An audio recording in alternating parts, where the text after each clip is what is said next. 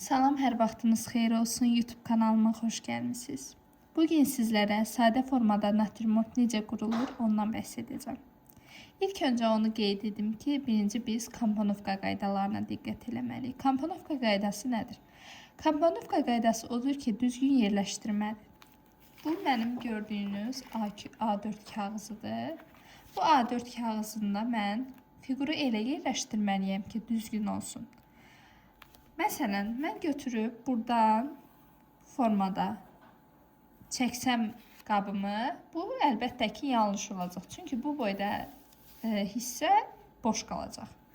Mən bunu elə formada yerləşdirməliyəm ki, düzgün olsun. Ona görə mən düz mərkəzdən qabımı yerləşdirməliyəm. Və aşağıdan da, yuxarıdan da boşluqlar eyni qalmalıdır. Bunu parmağımızla bu formada ölçürük. Aşağıdan da, yuxarıdan da boşluqlar eyni qalsın. Aha, şimdi mən sizə göstərəcəm necə çəkmək lazımdır. Birinci mən nə etməliyəm? Birinci mən natürmortumu quracağım qabın yerini düzgün qoyuram. Məsələn, buradan bu hissədən və bu hissədən karandaşla yerlərini qoyuram. Və ölçürəm. Bu formada göstərim sizə, ölçürəm. Aşağı ilə yuxarı eyni olmalıdır. Boşluqlar eyni olmalıdır. Və sağdan da, soldan da hissələr eyni olmalıdır. Və mən mərkəz xətti çəkəcəm. Buradan bir dənə mərkəz xətti çəkirəm. Mərkəz xətti elə bir xətdir ki, bunu həm natürmortda, həm portretdə, həm mənzərədə də istifadə etmək lazımdır. Yəni, mərkəz xətti bizim üçün mühümdür. Mərkəz xətti ona görədir ki, sağla solu bərabər etməliyəm. Qabdır. Məsəl üçün, burada sizə göstərim. Aha, burada baxın, bizim stəkanımızı görürsünüz. Bu stəkanımızda hər iki tərəf bərabərdir. Və mən buradan bunu çəkmək üçün mərkəz xətti çəkməliyəm ki, bunun sağla sol hissəsi bərabər olsun. Eyni zamanda da burada da kağızımda göstərəcəm. Buradan mərkəz xəttini çəkdim. Sağla solu bərabər etmək üçün. Aha. Və biz nə edirik? Biz natürmort çəkərkən ən sadə variantda biz fiqurlardan istifadə edəcəyik və bu fiqurlardan biri də trapesiya fiqurudur. Yəqin ki, hamınız tanıyarsınız trapesiya fiqurunu, bu formada olur. Bu fiqurdan istifadə edəcəyik. Baxın, indi mən buradan bu hissədən ikisinin iki dənə sağla solu bərabər etməklə yeri göstərəcəm və ölçürəm. Ölçəndə də necə edirik? Baxın, parmağımın bu hissəsini qoyuram bura və düz karandaşın ucunu mərkəz xəttinə gətirirəm. Və götürürəm bunu eyni şəkildə bura, bu formada. Buradan belə qoyuram və mən iki tərəfi də ölçürəm. İstəsəz karandaşla çəkmək çətin olarsa, barmağımla da bu formada ölçürəm. Hər iki tərəfin bərabərliyini yoxlayıram bu formada. Aha, burada xəttləri qoydum mən artıq. Bu qabımızın ağız hissəsi olacaq. Və buradan mən bir əlinə xətt qoyuram. Sağla solu yenə bərabər etmək üçün.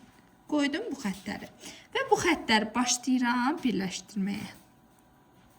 Baxın, artıq burada bizim nə yarandı? Trapesiya fiqurumuz yarandı. Tərsinə trapesiya fiquru yarandı. Gördüyünüz kimi. Baxın, bu formada. Hətta çevirim sizin üçün. Baxın, buradan trapesiya fiquru yarandı. Aha. Sonrasında mən nə edirəm? Sonrasında mən bir dənə xətt çəkirəm. Buradan bir dənə xətt çəkirəm. Yenə sağla solu bərabər eləyirəm. Parmağımdan ölçürəm bu formada, baxın. İki tərəf də bərabər olsun, bərabərdir. Və bunları yenə birləşdirirəm. Və baxın, burada bizim yenə bir trapesiya fiqurumuz əmələ gəldi. Buradan bu formada. Və sonuncu olaraq alt hissəsini, qabın alt hissəsini buradan, yenə buradan bu formada işarətləyirəm. Buradan mərkəz xəttimiz bu formada. Və bunları da gətirirəm, birləşdirirəm. Buradan da baxın, formada gətirdim, birləşdirdim. Və bizim qabımızın taslağı artıq hazırdır. Bizə qaldı qabın formasını düzəltmək. Burada gördüyünüz kimi 3 dənə trapesiyadan istifadə etdik. Baxın, tərsinə trapesiya, düz trapesiya və yenə tərsinə trapesiyadan istifadə etdik. Yəni bu qədər asan. Sadəcə xətlərlə, mərkəz xətti ilə bizim qabımızın taslağı hazırdır. Və indi nə edirik? Biz bunun formasını düzəltməliyik. Formasını düzəldərkən də nə edirik? Birinci, qabın ağız hissəsini çəkməliyik. Qabın ağız hissəsini buradan bu formada, baxın necə edirəm. Yumru gətirirəm. Aşağı ilə yuxarı bərabər olmalıdır. Buradan bu formada, baxın necə çəkdim. Bu formada gördüyünüz kimi artıq qabımızın ağız hissəsi hazırdır. Bu qədər asan. Baxın, aşağı ilə yuxarı mütləq paralel olmalıdır, bərabər olmalıdır. Bu şəkildə. Və biz bunu çəkdik və istəyirsiniz mən sizə yenə göstərim daha rahat olması üçün. Baxın, buradan birinə xət qoydum. Aşağı ilə yuxarını bərabər eləməliyəm. Baxın, bu formada yumru gətirdim. Buradan belə çox sadə formada. Aha, aşağı ilə yuxarını bərabər elədim və mənim bu qabımda görürsüz itidir. Üçbucaq kimidir. Bu qab təbii ki bu formada olmur. Qabın hissələri yumşaq olur. Bu stəkanda necədir? Yəni sərt görsənmir ki, baxın yumşaqdır. Bu hissəsi görürsüz necədir? Dairəmsi. Bu formada olur. Aha. Biz də indi gətirəcəyik, baxın. Buradan mən gətirirəm karandaşımı. Buradan baxın. Bu formada. Gətirirəm. Və əsas ipuclarından biri karandaşı bərk basmayın. Mən indi burada sizə göstərmək üçün biraz bərk basıram. Ancaq karandaşı bərk basmaq olmaz. Bu bizim əsas şərtlərimizdən biridir. Aha, karandaşı bərk basmaq olmaz. Bunun səbəbi niyədir? Çünki mən götürürəm, məsəl üçün, buradan bərk basıram. Pozanla mən bunu sildikdə təbii ki izi qalacaq. Amma biri var yumşaq basanda, onu siləndə izi qalmır. Ona görə həmişə yadınızda saxlayın bir ipucu kimi rəssamlıqda karandaşı bərk basmaq olmaz. Çünki izi qalır. Çalışın, nə qədər çalışdığınız qədər yumşaq basmağa diqqət edin. Aha, mən indi qabı neyirəm? Buradan formasını düzgün göstərirəm. Baxın, bu formada bunun bu üçbucaq hissəsini gətirirəm. Bu formada. Və alt hissəsi də yumru. Bu formada. Sol tərəfdən də eynisini tətbiq edirəm. Buradan bu formada gətirirəm yumşaq.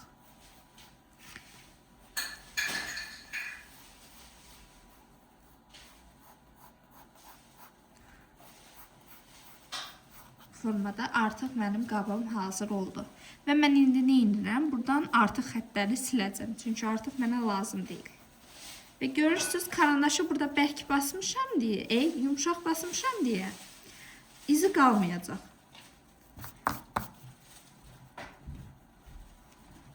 Və çox sadə şəkildə, adi xətlərlə, fiqurlarla mən qabımı hazır etdim.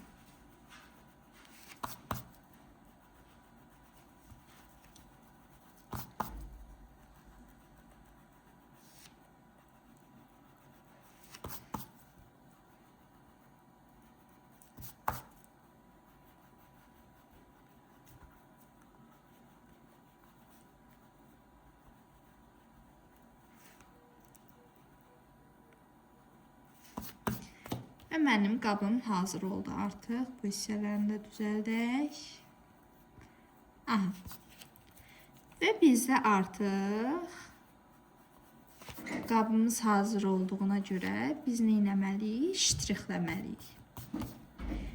Ştrixləməni də evdə çoxlu məşq edin. Bu formada, qabın formasına uyğun şəkildə. Baxın. Bu arada istifadə etdiyim karandaş HB karandaşdır. Bu karandaşlar dəyişir. HB, 2B, B, 3B tündlüklə belə dəyişir. Rəssamlıq mağazalarından əldə edə bilərsiniz. Hətta mən sizə göstərim bir çox nümunəni. Bir dəqiqə. Burada baxın mənim karandaşlarım var. Bunlar tündlüyünə görə dəyişir. Baxın 2B Deli firmasının karandaşıdır. 5B bunlar tündür. B'lər dəyişdikcə tündləşir. Sonra baxın Kohinoor'un bu karandaş akademik rəsmlər üçün çox əlverişlidir. 2B karandaşı.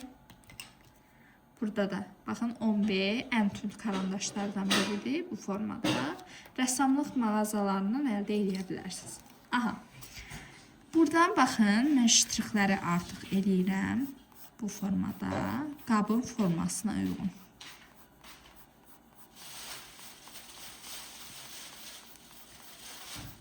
Bu formada. Və mən buradan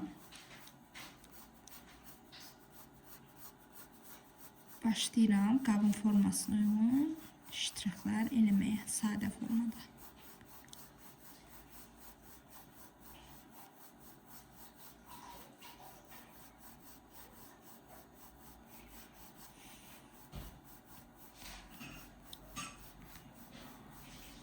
Qabın formasına uyğun eləməliyəm ki, o hiss olunsun, qabın yumruluğu hiss olunsun. Əgər mən düz etsəm, o qabın forması hiss olunmayacaq. Qab artıq elə bil ki, yapışmış kimi görsənəcək. Amma yumru eləməliyəm ki, biraz oval. O qabın forması hiss olunsun. Buradan bu formada.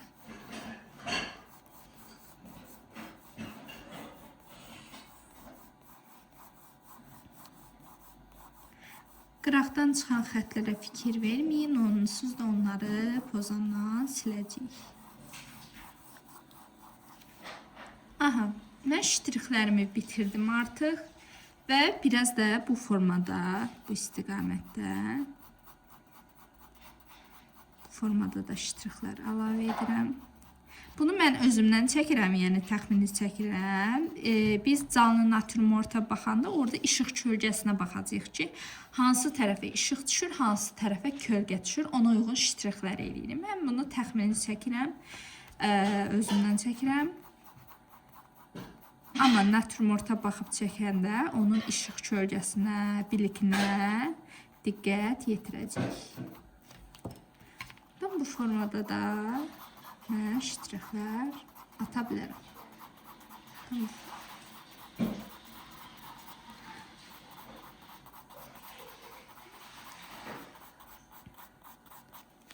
Və iç hissəsində bu şəkildə.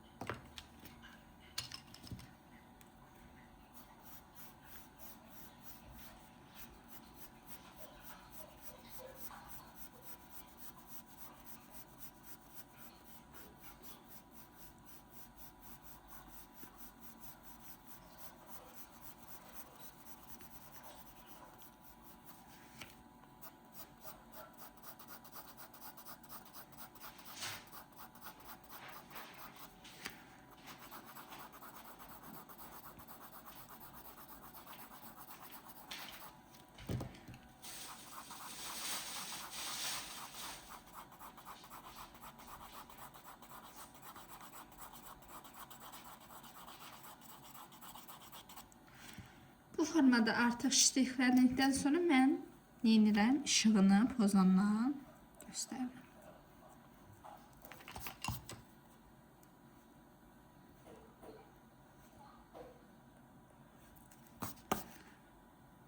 İşıq sol tərəfdən düşür. Və dediyim kimi yenə mən bunu təxminən özümdən çəkirəm. Aha.